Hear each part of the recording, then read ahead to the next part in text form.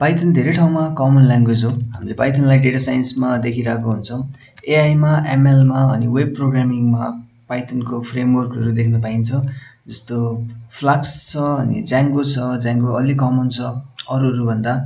अनि त्यस्तै अटोमेसनमा युज गरिन्छ। स्क्रेपिङमा हामीले पाइथनको लाइब्रेरीहरू युज गरेर वेबसाइटहरू स्क्रेप गरिरहेको हुन्छौँ, डेटा तानिरहेको हुन्छौँ। त्यस्तै अरू प्रोग्रामिङ ल्याङ्ग्वेज सिक्नुभन्दा पाइथन अलि सजिलो पनि छ, त्यही भएर पाइथनबाट सुरु गर्दा सही हुन्छ। अनि इक्जाम्पलहरू हेरौँ पहिला सुरु। जस्तो मसँग एउटा लाइब्रेरीको डकुमेन्टेसन छ यहाँ, म्याटप्लट लाइब्रेरी। यो प्लटिङको लागि लाइब्रेरी हो। जस्तो यसमा चाहिँ हामीले ग्राफहरू बनाउन मिल्छ, स्ट्याटको ग्राफहरू। जस्तो यो चाहिँ बार चार्ट भयो, भाइलिन प्लटहरू भयो। यस्तै यस्तै चार्टहरू बनाउन मिल्यो, जस कस्टमाइजेसन गर्न मिल्यो, हिट म्यापहरू पनि बनाउन मिल्यो। यस्तो धेरै कुरा गर्न मिल्छ यहाँ।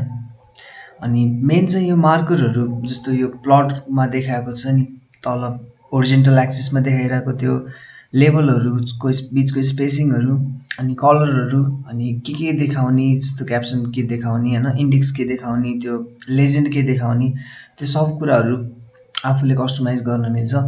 कस्टमाइजेबिलिटी बढी छ अनि ग्राफहरू चाहिँ लगभग सब खाले बन्छ यसमा, त्यही कुरा हो म्याटप्लट लाइब्रेरी चाहिँ। त्यस्तै हामीले गेम पनि बनाउन मिल्छ पाइथनबाट।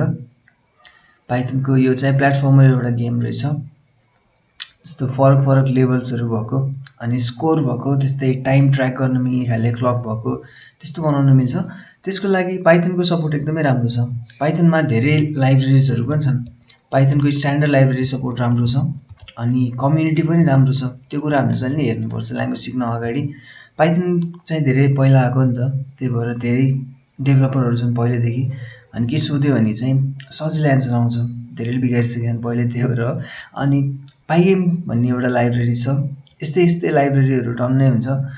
अनि सिक्ने आफैले डकुमेन्टेसनमा गएर। जस्तो यसमा चाहिँ के छ भने नि सरर हेऱ्यो भने यो बुझिन्छ, एकचोटि बेसिक जानिसकेपछि बुझिन्छ, अनि खासै गाह्रो छैन। इक्जाम्पलहरू छ।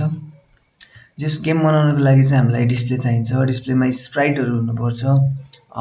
स्प्राइट भनेको खास इमेजेस हो, चाहिँदैन, तर जस इमेजेसहरू राख्ने होइन, कसरी गेम यताउता गर्ने त्यस्तो खाले हुन्छ नि त। जस्तो गेममा यसमा हेऱ्यो भने यसमा यो क्यारेक्टरको लागि स्प्राइट होला। त्यस्तै प्लेटफर्महरू छ, प्लेटफर्मसँग इन्ट्रेक्सनको कुरा हुन्छ, साउन्डको कुरा हुन्छ, त्यो सब हाम्रो लाइब्रेरीले ह्यान्डल गरिदिन्छ, त्यो फाइदा हो। अब पाइथन सिक्नतिर लागौँ। सुरुमा चाहिँ हामीले python.org जान्छौँ अनि यहाँ गएर डाउनलोड्स भन्ने युआरएलमा जान्छौँ। अनि डाउनलोड्समा जुन लेटेस्ट छ नि, सबभन्दा लेटेस्टवाला भर्जन डाउनलोड गर्छौँ। सिधै क्लिक गर्ने हो, अथवा आफ्नो प्लेटफर्मको लागि डिटेक्ट गर्छ होला यसले चाहिँ।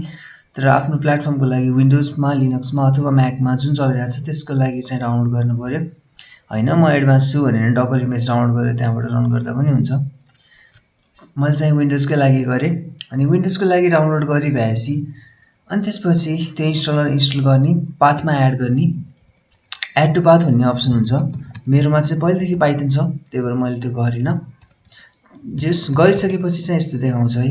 जस्तो गरिसकेपछि हामी टर्मिनलमा जान्छौँ। जस्तो टर्मिनल हालेर टर्मिनलमा जाँदा हुन्छ, कमान्ड प्रम्प्टमा जाँदा हुन्छ है। टर्मिनल भन्ने एप छैन भने कमान्ड प्रम्प्टमा जाँदा हुन्छ।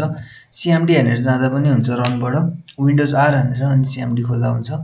अनि पाइथन हान्नु पऱ्यो, इन्स्टल भएछ कि भएन भनेर हेर्नको लागि। पाइथन छ भने चाहिँ यसरी देखाउँछ। 2.7.11 रहेछ मेरोमा चाहिँ।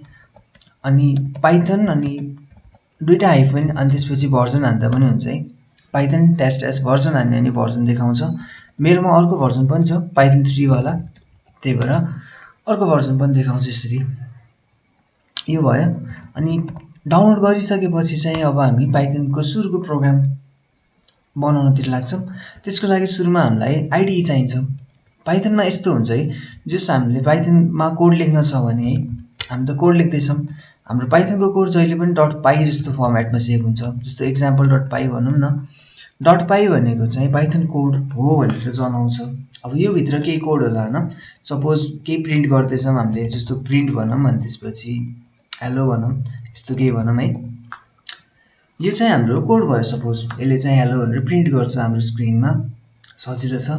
अब यो कोडलाई चाहिँ हामीले सेभ गर्दाखेरि example.py भनेर सेभ गर्छौँ। जस्तो टेक्स्ट फाइललाई हामीले untitled.txt भनेर सेभ गरे जस्तो पाइथनको कोडलाई example. डट पाई भनेर सेभ गर्छौँ, त्यो भनेको पाइथनको फाइल एक्सटेन्सन हो। अब यो फाइल एक्सटेन्सनलाई हामीले कुनै एउटा एडिटरमा राख्छौँ।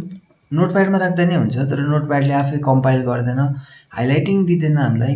अनि यो के भन्छ, अटो कम्प्लिसन जस्तो धेरै फिचरहरू छुट्टै छुट्टै हुन्छ, त्यो फिचर चाहिँ आइडिईले दिन्छ। यो भनेको इन्टिग्रेटेड डेभलपमेन्ट इन्भाइरोमेन्ट हो।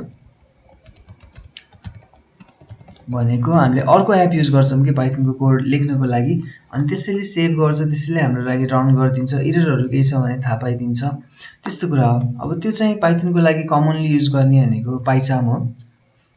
पाइचाम भिएस कोडमा गर्दा पनि हुन्छ, पाइचाममा गर्दा पनि हुन्छ। अनि यसको दुईवटा भर्जन छ। यो चाहिँ आइडी हो हाम्रो अहिलेको लागि है।